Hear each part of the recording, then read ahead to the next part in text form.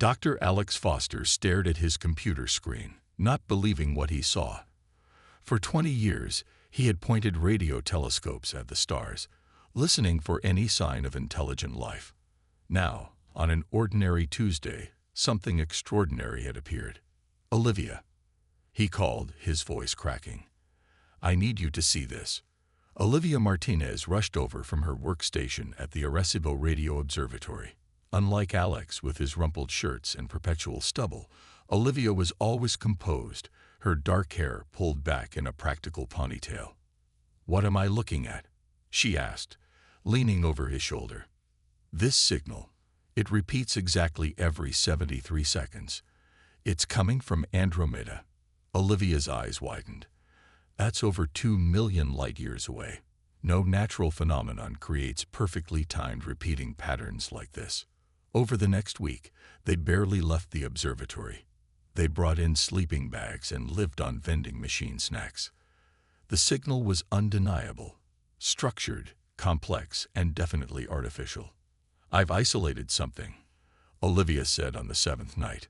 "There are mathematical sequences embedded within the main signal." Alex rubbed his tired eyes. "What kind of sequences?" "Prime numbers, first, then what looks like coordinates." She pointed to her screen. "Hundreds of them. I think they're star systems." The discovery made global headlines. "Alien Signal DTCTE" blared across news sites worldwide. Within days, the observatory became crowded with government officials, additional scientists, and military personnel. Dr. Natalie Freeman, a xenobiologist who had spent her career theorizing about alien life, joined their team. "If they're sending coordinates," she said during their first meeting, "they're inviting contact." "Or warning us away," Alex countered.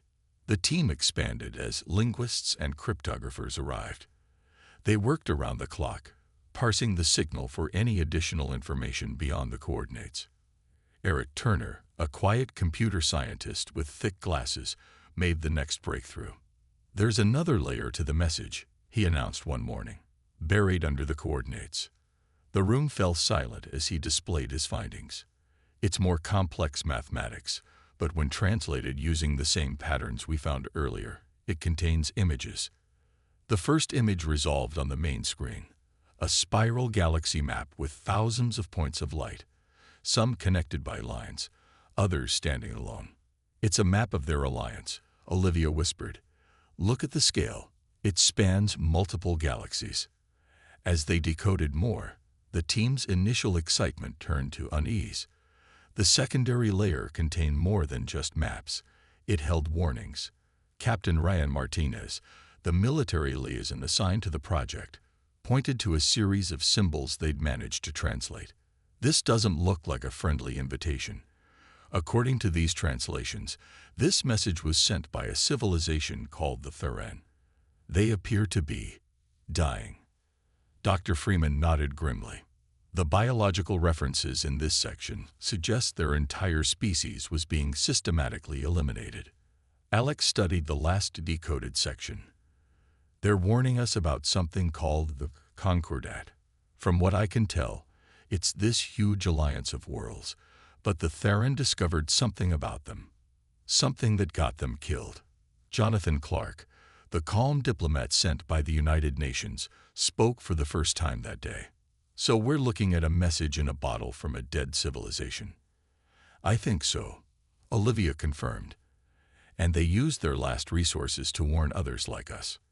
General Patricia Moore, who had been silently observing from the back of the room, finally stepped forward. "Then we need to understand exactly what they were warning us about before we respond to any other signals that might come our way."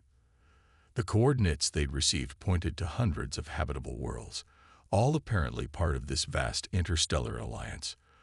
But now those inviting beacons seemed more like lures than welcomes.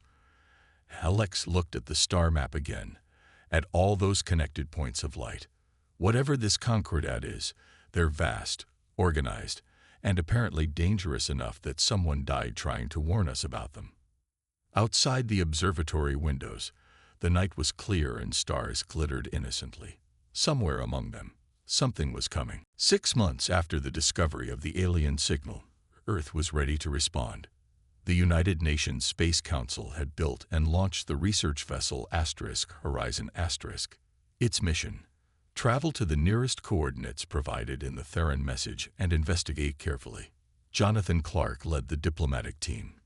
He was a tall man with silver-streaked hair and a calm demeanor that inspired trust.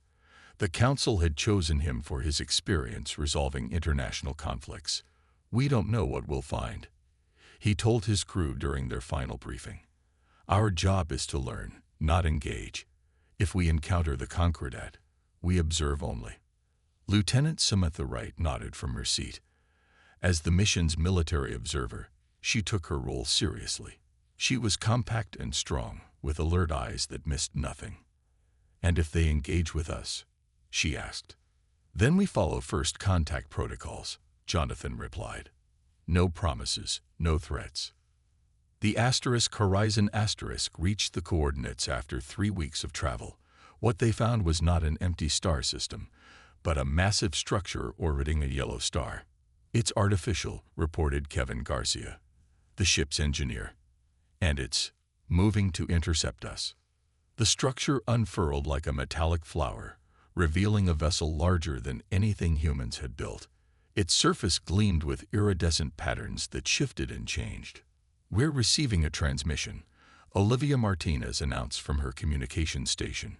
She had insisted on joining the mission after helping decode the original warning.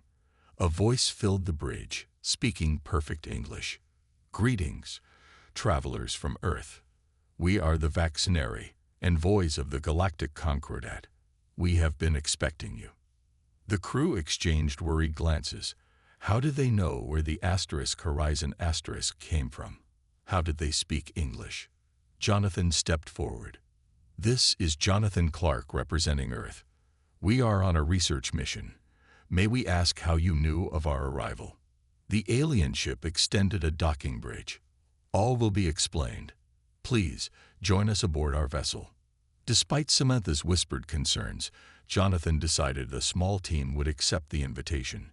He selected Samantha, Olivia, and Dr. Daniel Powell, their historical researcher. The Vaccinari were tall, slender beings with opalescent skin that seemed to shimmer with internal light. Their ambassador, who called himself Nexus, greeted them in a vast chamber filled with floating displays. "We have observed your world for some time," Nexus explained. "Your development interests us. The Concordat wishes to welcome promising species like yours." Samantha noted how the alien's four-fingered hands moved constantly, how its eyes never quite met theirs. There was something rehearsed about the interaction. "Your technology is impressive," Daniel commented, studying the room. "A mere fraction of what the Concordat can offer Earth," Nexus replied. "Medicine that can cure any disease, energy sources that never deplete, faster than light travel between stars." "And what would Earth offer in return?" Samantha asked bluntly. Nexus' expression didn't change, but something in the air shifted. "Partnership, protection, a place in our ancient alliance." Later, as they toured the Vaccinari ship, Samantha pulled Jonathan aside. "Their technology doesn't match," she whispered. "What do you mean?" "Some of it's incredibly advanced. Other systems seem retrofitted, almost cobbled together from different sources. And did you notice the other aliens? The ones working in the lower sections?" Jonathan hadn't. "What about them?" "They're not Vaccinari. They're something else entirely." And they looked afraid. On their return to the Horizon *, Olivia made another discovery. "The Vaccinari ship is transmitting constantly. They've been scanning our ship, downloading our databases." Daniel looked grim. Their partnership speech reminded me of something. Historical colonial powers on Earth used similar language when approaching less developed societies. They always offered protection and advancement while hiding their true intentions. Jonathan stared out the viewport at the gleaming alien vessel. "We need to report back to Earth immediately. I think we just met the Concordat that the Theron were warning us about." 3 weeks after the Horizon's * encounter, a Vaccinari delegation arrived at Earth. Their ship descended through the atmosphere like a falling star, coming to hover above the United Nations headquarters in New York. World leaders gathered in the General Assembly Hall, a mixture of fear and wonder on their faces. Jonathan Clark stood at the back, watching as 3 Vaxneri entered. Nexus led them, flanked by 2 taller aliens with metallic ornaments covering their shoulders. "People of Earth," Nexus began, his voice filling the hall without need of microphones. "The Galactic Concordat extends its hand in friendship. We bring gifts of knowledge and technology that will advance your civilization by centuries." On cue, the aliens produced a small crystalline sphere that floated to the center of the room.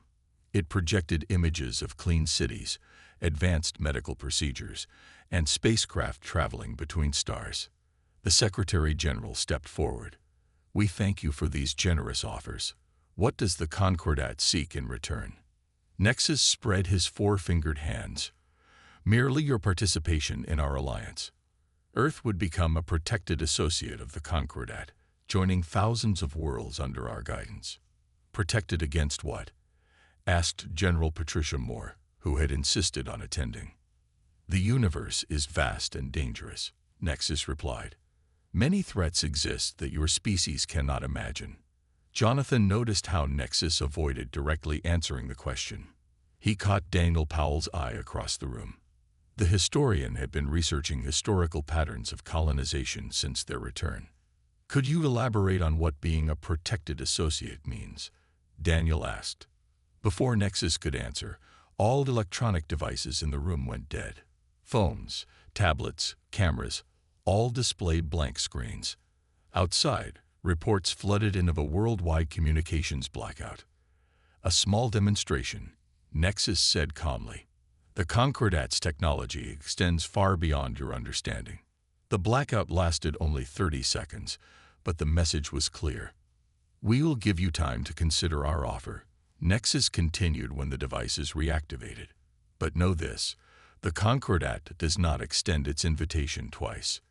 Join us, or remain isolated forever."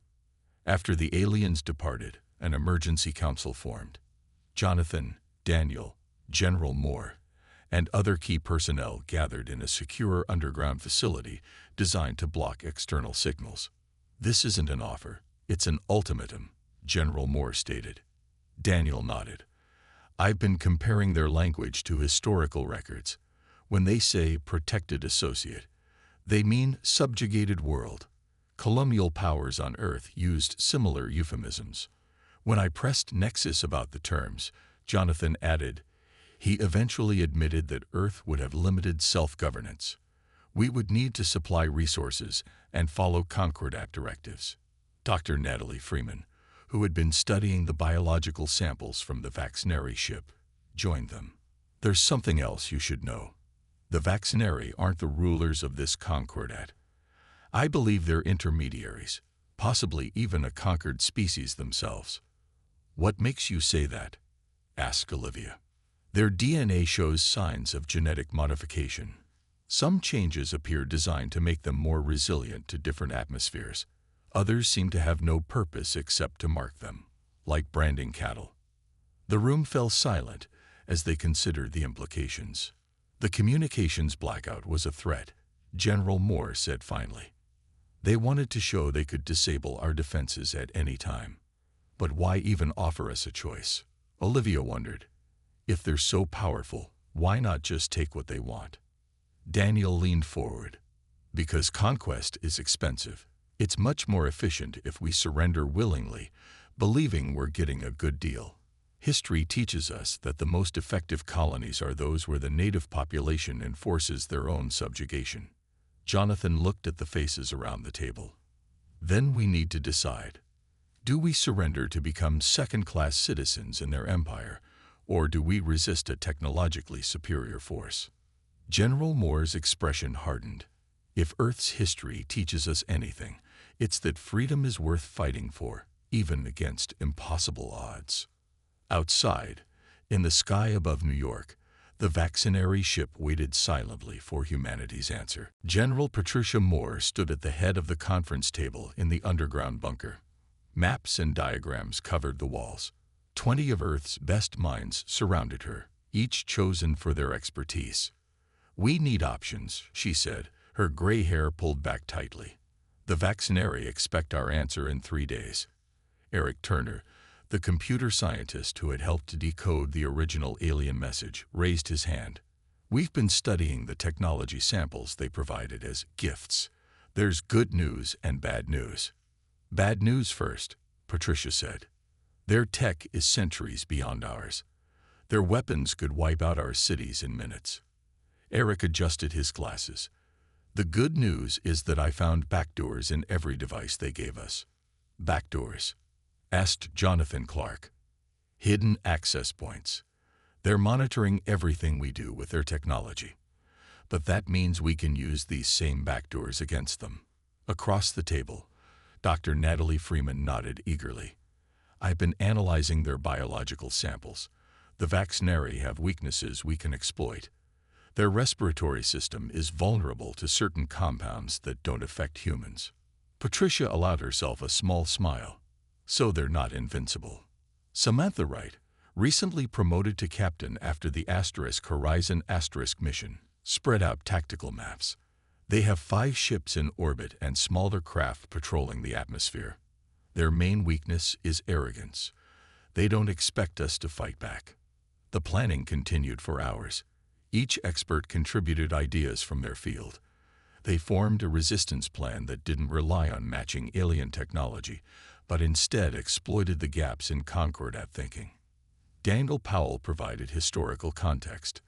"Throughout human history, superior forces have been defeated by determined resistance using unconventional methods.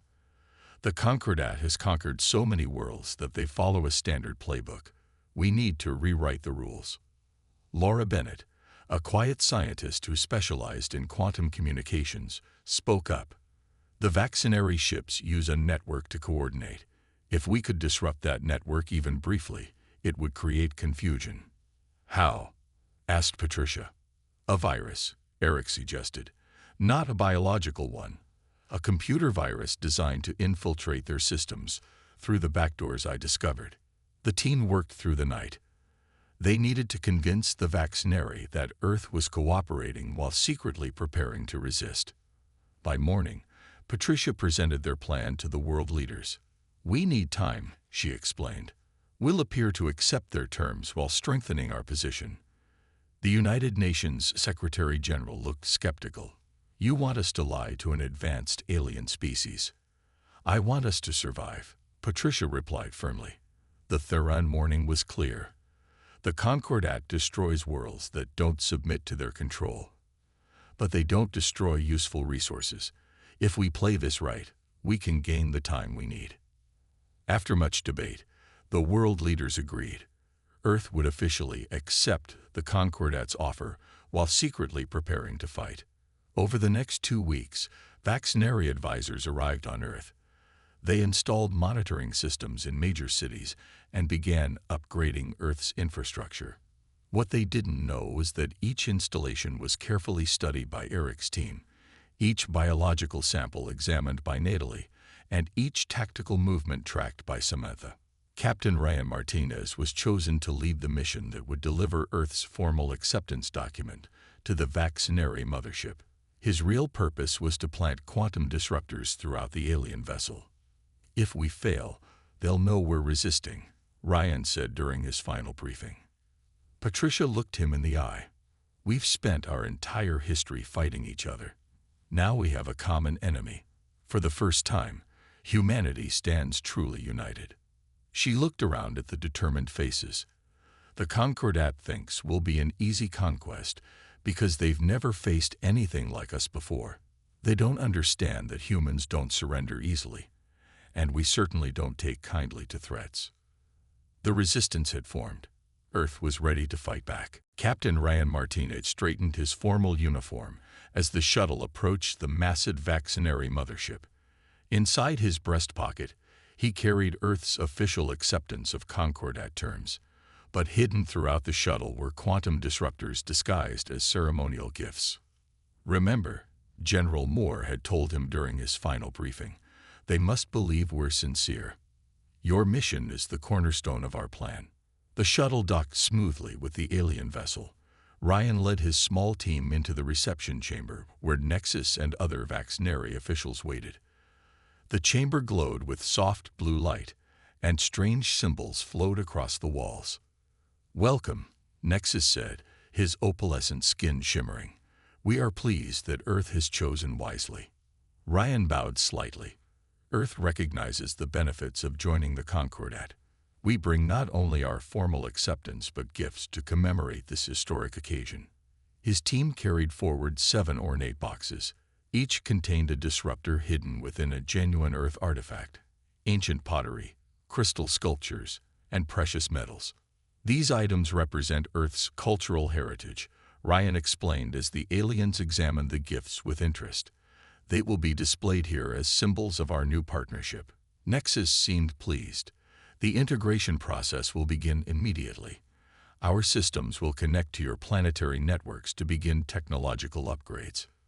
"We look forward to it," Ryan replied smoothly. "Our leaders request a tour of your ship to better understand our new allies." The request had been carefully calculated. Intelligence suggested the Vaxneri would not refuse such a reasonable demand from their new associates. "Of course," Nexus agreed. "We will show you the glory of Concordat technology." As they toured the massive ship, Ryan's team discreetly placed additional disruptors at key locations. Each device was designed by Eric Turner to look like part of the ship's existing technology. Once activated, they would create interference in the Concordat's quantum communication network. Back on Earth, Laura Bennett monitored the operation from her laboratory. Her screen showed the positions of each disruptor as it came online. "Phase 1 complete," she reported to General Moore. "All devices are in place and undetected." Patricia nodded. "Now we wait for them to make their move." They didn't wait long. 3 hours after Ryan's return to Earth, the Vaxneri began their true integration, not the beneficial upgrades they had promised, but a takeover of Earth's systems. They're accessing military networks, power grids, communication satellites, Eric reported, watching the intrusion patterns. "This isn't partnership, it's infiltration." Patricia's expression remained calm. "Just as we expected. Are we ready?" Laura nodded. "The virus is prepared.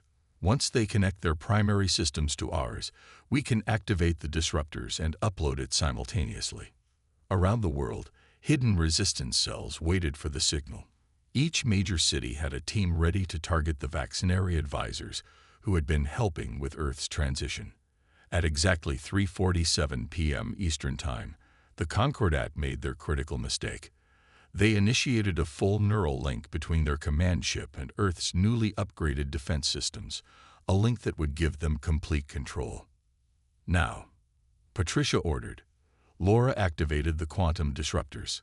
Across the mothership and the 5 smaller vessels, Concordat systems stuttered as interference rippled through their network. In that brief window of vulnerability, Eric launched his virus, a complex code designed to propagate through the aliens' integrated systems. On screens around the world, humans watched as Concordat ships suddenly lost power, their lights flickering. The Neuralink, intended to control Earth, instead became a pathway for Earth's counterattack. "The virus is spreading through their network," Eric reported, his fingers flying across his keyboard. "It's revealing their true plans, broadcasting them on every channel." Citizens worldwide could now see the Concordat's actual intentions. Earth was to become a resource colony, its population registered, controlled, and eventually reduced to serve as labor for Concordat expansion. In orbit, the Vaxneri ships struggled to restore their systems. They had never expected resistance from a primitive world. They had never expected humanity to fight back. The deception had worked perfectly. Now came the real battle. Admiral William Carter stood on the bridge of the Defiance Asterisk, Earth's first true warship. Built in secret using reverse-engineered Concordat technology, it represented humanity's best hope. "All systems ready, sir," reported his first officer. "Pulse drives charge." William nodded. "Begin the counterattack. All ships launch." Around the world, hidden hangars opened. 100 smaller craft rose into the sky, each equipped with Kevin Garcia's retrofitted weapon systems. The engineer had worked day and night adapting Concordat technology to human use, focusing on exploiting the weaknesses Dr. Freeman had identified. In orbit, the Vaxneri ships were still recovering from the virus attack. Their systems rebooted slowly, hampered by the continuing interference from the quantum disruptors. They're trying to call for reinforcements, Laura Bennett reported from her command center deep underground. We're jamming their long-range communications, but we won't be able to do so indefinitely. William's voice was steady as he gave the order. All ships, execute Alpha pattern. Target their propulsion systems first. The human fleet moved with unexpected coordination. Rather than attacking in traditional formations, they used swarm tactics, approaching from multiple vectors simultaneously. The strategy confused the Concordat's defense algorithms, which were designed to counter conventional military approaches. On the Defiance *, Kevin monitored the effectiveness of his weapons. The pulse cannons are working. Their shields can't adapt to the frequency shifts. The pulse cannons fired energy that constantly changed frequency, preventing the alien shields from harmonizing to block them. It was a simple concept, but one the Concordat had never encountered. Aboard the Vaxneri mothership, Nexus watched in disbelief as human vessels swarmed around his fleet. "Impossible," he hissed. "They are primitives. They cannot have developed such tactics so quickly." "Sir," one of his officers reported, "they're using our own technology against us. The weapons' signatures match our auxiliary systems." Nexus's skin darkened with anger. "Launch all fighters. Destroy them completely." The Concordat's fighter craft poured from the larger ships, their advanced weapons easily outmatching individual human vessels. But Earth had prepared for this too. Samantha Wright led the defensive squadron. "Spider formation," she ordered. "Draw them into the web." Her pilots lured the alien fighters toward what appeared to be vulnerable Earth satellites. When the Concordat craft approached, the satellites suddenly activated, revealing themselves as mines. Explosions rippled through space as dozens of alien fighters were caught in the trap. On the ground, resistance cells targeted the Vaxneri advisors who had been placed in major cities. These weren't assassinations, they were captures. Each alien was taken alive, using the sedative compounds Dr. Freeman had developed based on their biology. The mothership is attempting to retreat, Kevin reported on the Defiance *. They're opening a quantum corridor. William leaned forward. "This is what we've been waiting for. All ships with corridor drives, prepare to follow." This was the riskiest part of the plan. Earth scientists had barely understood the principles of the quantum corridors the Concordat used for faster-than-light travel. Following them through could lead to disaster.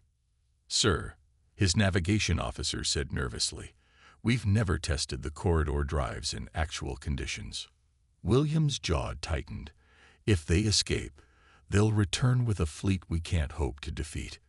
We have no choice." He activated the ship-wide communication system. "This is Admiral Carter. We are about to make history. Whatever happens next, remember that Earth is counting on us." As the Vaxneri mothership disappeared into the shimmering quantum corridor, the Defiance * and 5 other human ships accelerated toward the same point in space. "Corridor drives engaged," Kevin announced, his voice tense. "Entering in 3, 2, 1. The universe seemed to fold around them. Stars stretched into lines of light, then vanished completely. The Defiance * shuddered as it entered the corridor, pursuing the Concordat to their own territory. For the first time in its millennia-long history of conquest, the galactic Concordat was no longer the hunter. It had become the hunted. Commander Michelle Scott stood on the observation deck of the captured Concordat relay station. Through the massive viewport, she could see the swirling colors of the galaxy core. 3 months had passed since Earth's surprising victory against the initial Concordat force. "Communication arrays ready," Commander reported her communications officer. We can broadcast on all Concordat frequencies. Michelle nodded. Are we connected to the other relay stations? Yes, Mom. The Free Worlds Coalition ships have secured 7 major relays. Our message will reach approximately 60% of Concordat territory. The Free Worlds Coalition had formed quickly after Earth's unexpected defense. As Admiral Carter's ships pursued the retreating Vaxneri mothership through the quantum corridor, they had emerged near a mining outpost where 3 different species labored under Concordat control. The Earth ships had liberated the outpost in less than a day.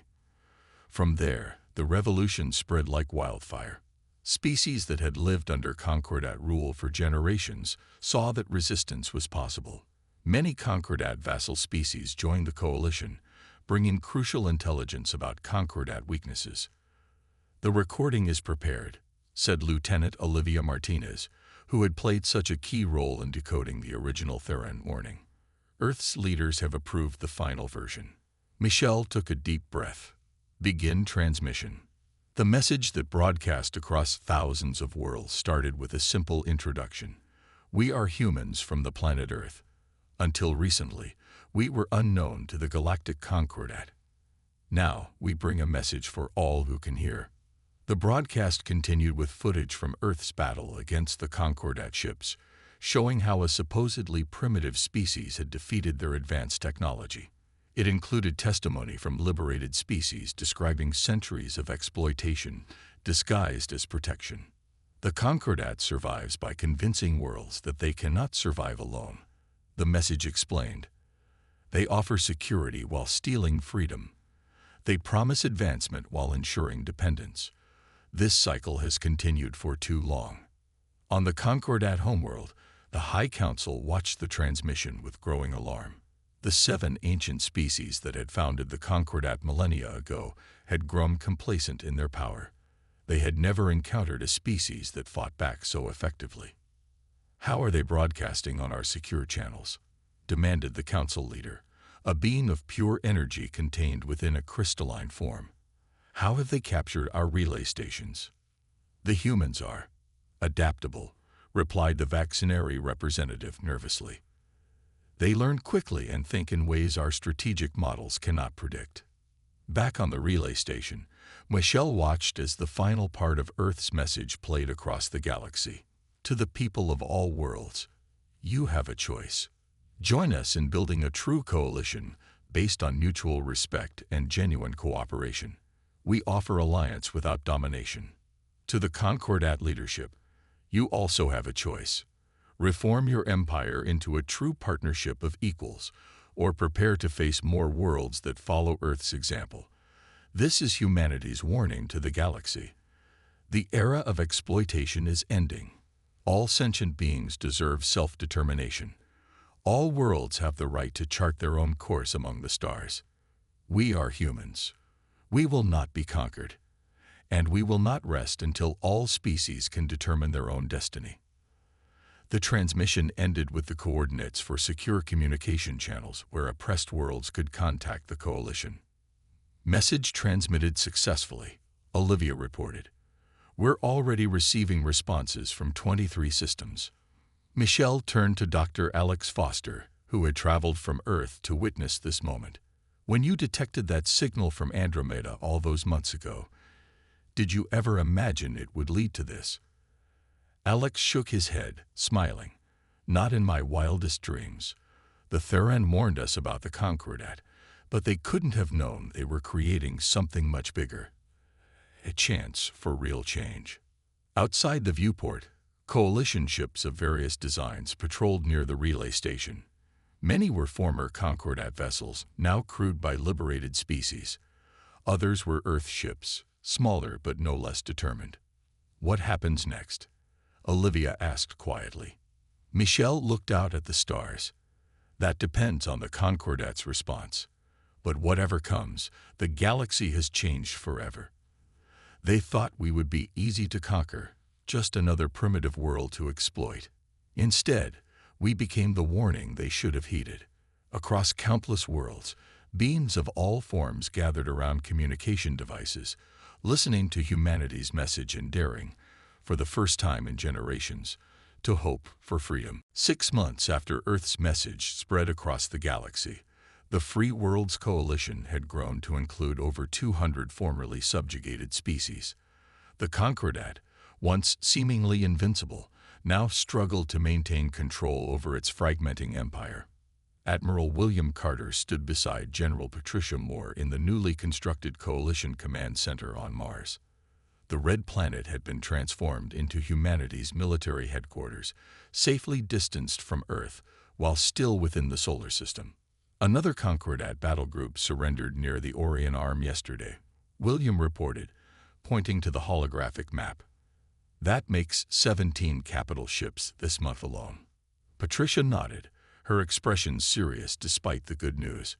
And how many chose to fight instead? 9. We lost 3 coalition vessels in those engagements. He sighed. The Concordat leadership remains divided. Some factions want peace, others insist on reconquest. A young officer approached with a data tablet. Excuse me, Admiral, General. The vaccinary diplomatic vessel has entered orbit. Their representatives request permission to land. Granted, Patricia said. Have Dr. Freeman and Jonathan Clark meet us in the diplomatic chamber. An hour later, they faced 3 vaccinary officials. Unlike Nexus with his arrogant bearing, these representatives showed visible signs of stress. Their opalescent skin had dulled, and they moved with cautious, uncertain gestures. The High Council has authorized us to present this, said the lead diplomat, placing a crystal data core on the table. Dr. Natalie Freeman scanned it with her instruments, then nodded to Patricia. It's clean. Jonathan activated the core. A detailed map appeared, showing hundreds of worlds with pulsing red indicators. What are we looking at? William asked. Labor camps, the vaccinary diplomat explained. Detention centers, places where the Concordat has relocated troublesome populations. The room fell silent as the implications sank in. There are billions of beings in these facilities, the diplomat continued. Many have been imprisoned for generations. We cannot free them without your assistance. Why tell us this now? Patricia demanded. Why not 6 months ago when we first offered peace terms? The vaccinary lowered their heads. Because we were afraid. The Concordat has ruled for millennia through fear. Even those of us who serve as their representatives do so because our homeworlds are held hostage. Jonathan leaned forward. And now? Now the balance of power has shifted. 3 of the 7 High Council species have voted to reform the Concordat. They seek alliance with your coalition. And the other 4? William asked. They prepare for total war, the diplomat admitted. They would rather destroy the galaxy than share power. Patricia exchanged glances with her colleagues. This was the moment they had prepared for, the true test of the coalition's resolve. We will need to coordinate rescue operations for these detention centers, she said finally, and prepare for confrontation with the remaining Concordat hardliners. The lead vaccinary straightened, showing a glimmer of their former confidence. There is something else you should know. The Theron. The species that warned you about us. They are not extinct. The humans stared in shock. The Concordat spread that lie after suppressing their rebellion. The survivors were among the first sent to the detention centers. Approximately 10,000 remain alive. Dr. Freeman's eyes widened. You mean the species that saved us is still out there? We can actually meet them. If you reach their prison world in time, the diplomat confirmed.